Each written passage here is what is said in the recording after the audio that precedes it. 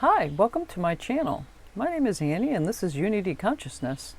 I come to you today from the banks of the Boardman River in lovely northern Michigan, and before we get started I just would like to thank my hosts for allowing me to be here and produce these videos in this wonderful location. I hope you enjoy it. We've got a lot of energy moving through this week that is talking about transformations, positive transformations that stem from disappointment. So let's get started. On Monday, the 13th, Mercury re-enters Gemini. As you know, Mercury has gone through its retrograde cycle, still is in shadow until the 18th, this weekend. But with Mercury re-entering Gemini, there's common themes here that go back to the 29th of April and the 22nd of May. And as Mercury was in Taurus, it really manifested through our senses, the way we felt things, tasting things, your senses, the five senses. Where now, with Mercury entering Gemini, it's really allowing us to gain clarity on items that we may not have had all the facts on. So I expect early in the week, it could be as early as today, we may see some surprising clarity on issues that were relative to those dates, the 29th of April, again the end of April, mid to late of May. And be mindful of synchronicities. If you notice some synchronicities that are taking place at this time, please recognize that, especially if it has to do with communications, that is wrapping up this Mercury retrograde season for you in a way that you can apply understanding to. Then on Tuesday, we've got that full supermoon in Sagittarius. Full moons always bring endings and culminations. This one in particular, I hate to say, but I expect there will be some disappointment relative to that may have creeped into your life earlier than Tuesday. But that is because the sun and the moon are square Neptune. When the moon is square Neptune, things, secrets, or just things you really don't want to come to light are going to come into the light.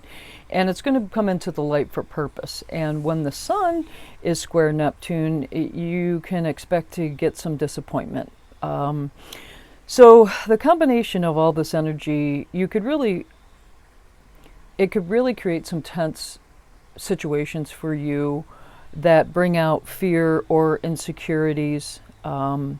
With Mercury going into Gemini just literally the day before, we have a new level of understanding as to how or why we got here. Whatever brings you that disappointment, the clarity will come as to how you got here. And with the sun being in Gemini and Mercury also being in Gemini, that's going to help us get a practical plan to better ourselves or our circumstances for the long haul, because Aquarius is in Saturn. Saturn is retrograde, and Saturn in Aquarius is sextile the moon and trine the sun. So Saturn is there for a benefit. And again, Saturn is retrograde. Talk a little bit more about that in a moment. Then 2 days later, on Thursday, we've got this interesting triple conjunction in Taurus, and it's supporting that full supermoon energy, and it really relates to worth and stability. So if you've had some disappointments relative to worth or stability, then this conjunction can bring even more clarity to you. So we've got Venus, which is the goddess of love and money, is going to conjunct the North Node, which the North Node is the direction in which we should be heading as a collective, or a collective understanding of something. Well, they're also going to, Venus in the North Node is going to conjunct Pallas Athena, which is the goddess of wisdom, karma, order, and logic. So this is going to bring us some significant clarity as to our situation. Now, as I mentioned, Saturn in Aquarius is also going to square this triple conjunction. It perfects, Saturn squares Venus perfectly on Saturday, which is a couple days after this, but we will definitely feel it at the time of the full moon, and it really does intensify a couple days later, and then again on Saturday. So these themes of applying patience to a situation. So if you're disappointed about something, because Saturn's involved here, applying patience to the situation, even though it's hard, taking responsibility so that you can maximize the potential in love or money relative to your self-worth. Owning your actions here and understanding how you got here, again, that Sun and Gemini theme, is for the purpose of growth and karmic returns. We've got the North Node here, folks, and we've also got Pallas Athena, which is going to give us the wisdom to understand the karmic lesson in the situation we find ourselves in. Now keep in mind, Uranus is close by. Uranus is pretty much halfway through, or just over halfway through, the sign of Taurus. And I believe that theme is being echoed on a collective level with our financial instability, so that we can, again, Uranus is going to break down things to allow us to create new. And like I said, we're seeing this on a collective level. Now with Uranus this close to this configuration as well, it really is time for karmic adjustments from out of nowhere to get us in a more stable position for our long haul relative to finance or relationships. On Saturday, the 18th, as I mentioned, Saturn, which is retrograde, and the Moon, both in Aquarius, are going to square Venus and Taurus. Like I mentioned, this is very challenging energy. You can really feel restricted relative to self-worth, money, or love, or maybe you have been. But Saturn is retrograde, and it's asking us to face our fears and be empowered by the circumstances at hand. Remember, life happens for us, not to us. We can make some sacrifices now so that we can invite karmic blessings in. And that comes when we release old, outdated, unhealthy financial or relationship patterns that have kept us in a place of diminished capacity.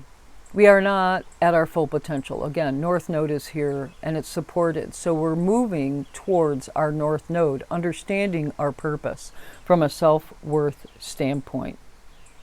Level up. This is turning point time. I really do see that this energy, well, yes, it is a full supermoon in Sagittarius. I do see how this energy is supporting eclipse season and playing out of eclipse season, and how what it means to you on a personal level relative to finance and money. So what can you do with this? If you find yourself feeling very scattered or just totally disappointed, ground yourself. Ground yourself when you need it, please. Use your practical mind. Have trust, have faith, have hope, because they are provided to us. Pluto has very positive connections, having very positive conversations with Venus, with North Node, with Pallas Athena, and Mercury. So it's allowing us to make the transformations. Set your mind to it, get a practical plan, and then lean on Pluto to give you the hope that you need to make the transformation that will cause you to level up and really realize what your North Node is, what that true potential is. Hard work, responsibility, and ownership is going to pay off, and Saturn is asking us to take responsibility, make adjustments as needed so that we can reach our greatest potential. Well, thank you so much for stopping by today. I truly do appreciate it. If you know someone who would be helped by this video, please do share it with them. If you like this video, please click the like button. If you have any comments, please post them in the comment section below. I hope you have a fabulous week. Namaste.